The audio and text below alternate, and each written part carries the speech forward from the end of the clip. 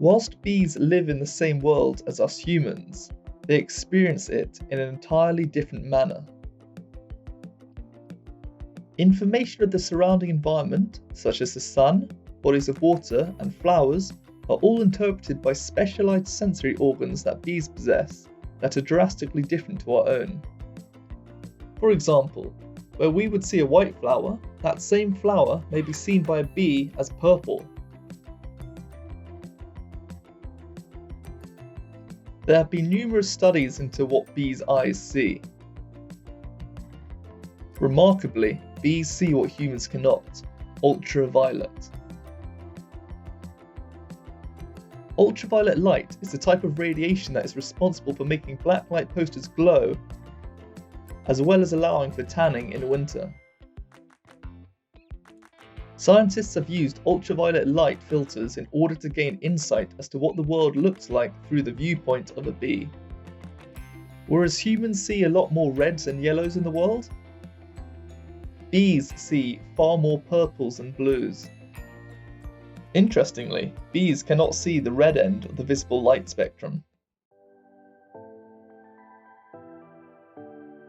When humans encounter one another, the communication tends to be through speaking and hearing, although occasionally it can just be a visual gesture. Bees have most of their encounters with other bees inside the hive. Inside the hive there is little to no light, so visual gestures are not very effective. Equally, audible communication is not effective, as the bees are in such a crowded environment. Can you imagine trying to take a message from another bee with another 40,000 conversations going on at the same time? It would be like one of those Zoom calls where you have multiple people who just won't stop talking. So the way that bees communicate most of the time is through touch. If a bee wants to pass a message on to another bee, it will walk upon that bee and start shaking its body, basically dry humping it. The receiving bee is able to interpret this message through its hair receptors and antennae. Unlike a dry hump though, the bee's body shaking conveys a useful message, such as where precisely flowers can be found. Bees have two appendages on the top of their head called antennae, which are actually used to pick up and interpret odours. The odours can be airborne, or they can be dissolved in a liquid, like nectar. Yes, that is definitely nectar. Bees can do this thing called antennation, where they essentially just fondle another bee's antennae with their own antennae, and by doing so, pass on these chemical signals directly. In humans, taste and smell are closely linked. Food generally tastes how it smells.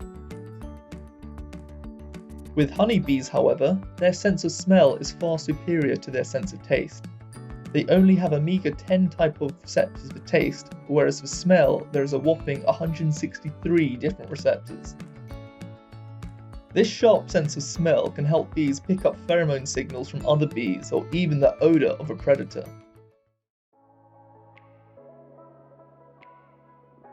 Bees do actually make sounds, but scientists are not clear whether these sounds serve a purpose or are just byproducts of other things that they are doing.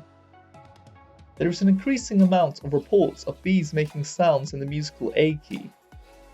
This includes the piping sound that queen bees make in their earliest days as an adult. It also includes buzzing in the A key when bees are doing their waggle dance. All the bee sounds tend to be subtle. Perhaps this is for the best. Imagine if bees communicated by shouting across fields to each other. Yo, bro, you're not gonna believe this. Hey, bro, I found more roses, man. Serious? Yeah, man, I promise you, they're crazy. Sick, Way bro. better than the time we found those daffodils. We gotta Let's go, go, let's go, man, let's go.